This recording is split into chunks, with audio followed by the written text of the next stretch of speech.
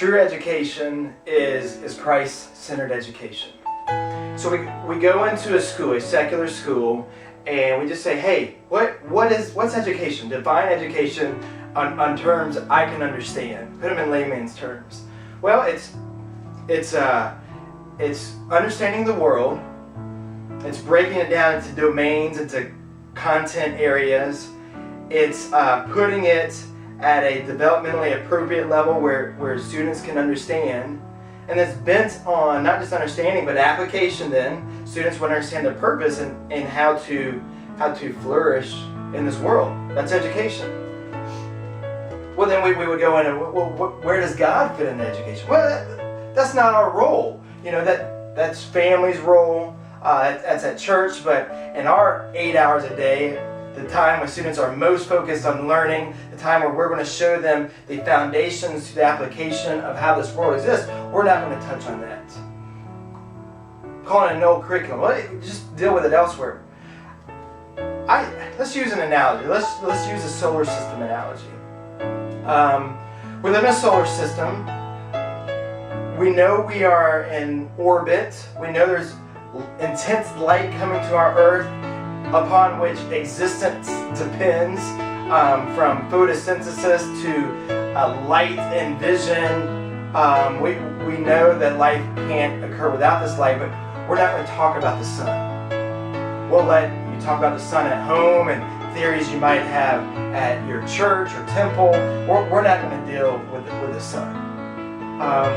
You say it's ludicrous. I would never send my student to a school that doesn't clearly teach what we know is true, not just what is true, but what is foundationally true. Life is derived on this earth so much dependent upon the sun, but we're not going to talk about that.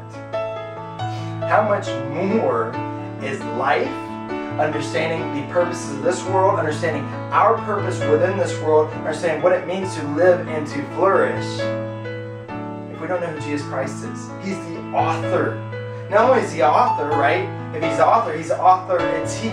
He built it, and so he has the right to say this is what it's for. The author gets the authority. That's what we see in Colossians 1. He's created everything. Everything's created by him, and then it's obviously created for him. We know in Hebrews 1, everything right now is sustained by the power of his word. The same word that spoke us into creation. Colossians 1 says he holds everything together. Right now, he holds everything together just as he created everything. He is our author. He is our authority. To know him is to know our purpose.